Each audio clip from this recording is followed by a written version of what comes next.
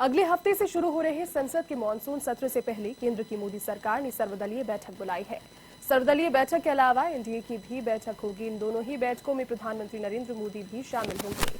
Monsoon सत्र से पहले ये दोनों बैठकें अहम होगी। 18 जुलाई को बुलाई गई ये बैठकें रविवार को सबसे पहले निर्दलीय बैठक होगी। सत्र के सबसे पहले सर्वदलीय बैठक सुबह 11 बजे बुलाई गई है, जिसमें प्रधानमंत्री नरेंद्र मोदी पूरे समय बैठक में शामिल होंगे। इसके बाद एनडीए की बैठक होगी, जो कि दोपहर 3 बजे बुलाई गई है। पीएम मोदी इस बैठक में भी रहेंगे। इससे पहले बुधवार को कांग्रेस ने पार्लियामेंट्री स्ट्रेटजी ग्रुप की बैठक बुलाई थी, जिसमें कांग्रेस ने मानसून सत्र के लिए 5 पॉइंट एजेंडा बनाया था।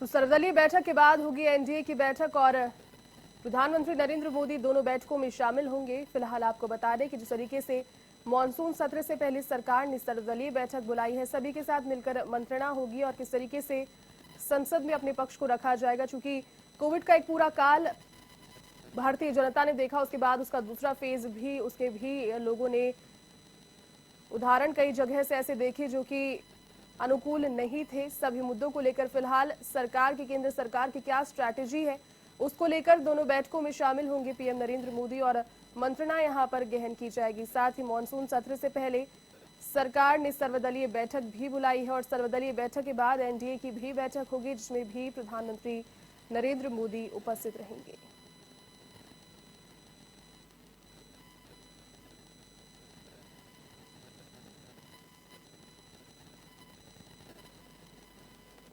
तो संसद के मानसून सत्र से पहले दो बैठकें प्रधानमंत्री नरेंद्र मोदी दोनों बैठकों में शामिल होंगे। सर्वदलीय बैठक बुलाई है, साथ ही में उन्होंने सर्वदलीय बैठक के साथ एनडीए की भी एक बैठक बुलाई है और दोनों ही बैठकों में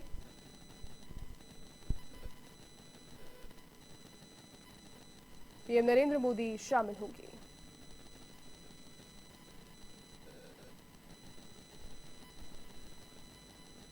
अधिक अपडेट के साथ योगी प्रीतिकिरण इन दिनों मेरे साथ फोनलाइन पर जुट के। देखिए, अब सर्वदलीय बैठक और एनडीए की बैठक बुलाई है पीएम नरेंद्र मोदी ने। कहा जा रहा है कि जैसे संसद के मानसून सत्र से पहले जो एक रणनीति है, एक स्ट्रैटेजी के तहत इन बैठकों में मंथन होगा। चूंकि कोरोना का एक पूरा काल देखा है, पूरी जनता ने, विटनेस ने और विपक्ष ने भी कई तरीके से हमलावर हो सकती है। फिलहाल क्या दो बैठकों में मुख्य एजेंडा रहेगा प्रीत, केंद्र सरकार की ओर से?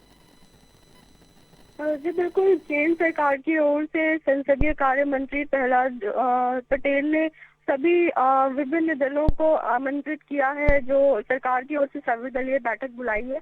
रविवार को सुबह 11 बजे ये बैठक है और ये कहा जा रहा है कि सरकार पूरी तरीके से कामकाज चलाने पे फोकस करेगी। जिस तरीके से प्राइवेट मेंबर बिल भी लेकर आ रही है बीजेपी के जो सांसद है राज्यसभा, उनकी तरफ से जिस तरीके से पॉपुलेशन कंट्रोल को लेकर जो बिल लाया जा रहा है, इसको कहीं ना कहीं लेकर विपक्ष जरूर आपत्ति जता सकता है। लेकिन जब रविवार को सुबह ये बैठक होगी तो सरकार की ओर से विपक्षी दलों को ये बताने की कोशिश की जाएगी कि कहीं ना कहीं बिल जो है भारत सरकार जिस तरीके से लेकर के आ रही है, तमाम राज्यों को, देश भर के लोगों को इससे फायदा ही होने जा रहा है। और जो तमाम सरकार की तरफ से जो एजेंडे हैं, जो उठाए जाने वाले स्टेप्स हैं, उनको ब्रीफ से बताया जाएगा कि कोविड काल में किस तरीके से जो प्रधानमंत्री मोदी हैं उन्होंने काम किया है, किस तरीके से राज्यों के साथ सहयोग करने की बात की है।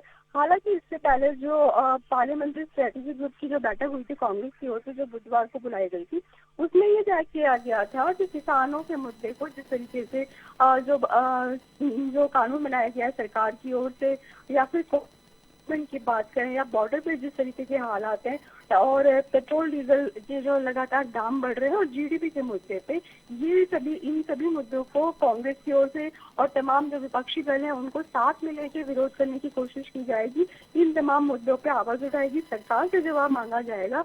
ये जो स्ट्रैटेजी है ये बनाई गई है और सर्वदलीय बैठक जो सुबह 11 बजे बुलाई गई, उसमें कांग्रेस की ओर से ये सभी मुद्दे रखे जाएंगे।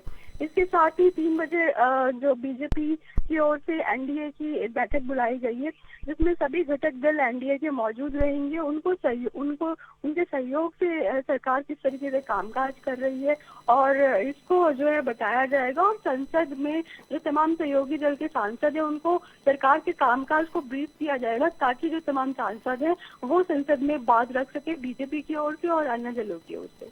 जी प्रीत, इसके अलावा मॉनसून सत्र स्टार्ट होने जा रहा है और लगातार विपक्ष भी हमलावर हो सकती है, क्योंकि कई मुद्दे ऐसे हैं जैसे महंगाई को लेकर देश भर में देशव्यापी प्रदर्शन कई स्थानों से देखने को मिल रहा है। राजस्थान भी काफी ज्यादा आगे बढ़कर प्रदर्शन कर रहा है। इन पर जवाब देने के लिए क्या तथ्य फिलहाल होंगे कोरोना के इतर, यहाँ पे कोरोना के मैनेजमेंट के इतर, और क्या तथ्य हो सकते हैं केंद्र सरकार के नुमाइंदों के पास में? जी बिल्कुल, 19 तारीख से यानी कि सोमवार से सत्र शुरू होने जा रहा है। मानसून सत्र का पहला दिन है और ये कहा जा रहा है सरकार की ओर से कि तमाम जो सांसद हैं बीजेपी के वो तैयारी के साथ आएंगे जवाब देने के लिए, लेकिन विपक्षी दल भी इन तमाम मुद्दों पे सरकार को घेरने की कोशिश करेंगे। खास तौर पर जीडीपी और पेट्रोल डीजल की बात करें, देश भर में जिस तरीके से कांग्रेस प्रदर्शन कर रही है और अन्य जो विपक्षी दल हैं, चाहे वो टीएमसी की बात करें, ममता बनर्जी भी दिल्ली पहुंचकर तमाम जो दल है विपक्ष के उनसे मुलाकात कर सकती है और किस तरीके से विपक्ष को एकजुट करना है, ये मुद्दा कांग्रेस की तरफ से लगातार उठाया जा रहा है। तो फिलहाल जब सेशन शुरू होगा उसमें प्रधानमंत्री मोदी ने कैबिनेट की पिछली बैठक में ये जरूर कह दिया है तमाम मंत्रियों को, सांसदों को, कि जब भी संसद पहुंचे पूरा काम करके पहुंचे, सरकार के कामकाज में किस तरीके से तेजी आई है और क्या कुछ सरकार ने किया है, ये पूरा जो है होमवर्क करके जाएं, ताकि संसद में बेहतर तरीके से जवाब दे सके। यही वजह है कि प्रधानमंत्री मोदी ने 15 अगस्त तक जो है जो नए जो मंत्री बनाए गए थे उनको दिल्ली में रुकने के लिए कहा है, अपना होमवर्क पूरा करने के लिए कहा है, ताकि संसद में सरकार की तरफ से जवाब देने में किसी भी तरीके की कमी ना रहे और पूरा क्या क्या काम किया है, किस तरीके की स्ट्रैटेजी है सरकार की, वो विपक्ष के सामने किस तरीके से जो सांसद हैं, मंत्री हैं, वो बता पाए। जी चलिए प्रीत, बहुत शुक्रिया फिलहाल तमाम जानकारी के लिए।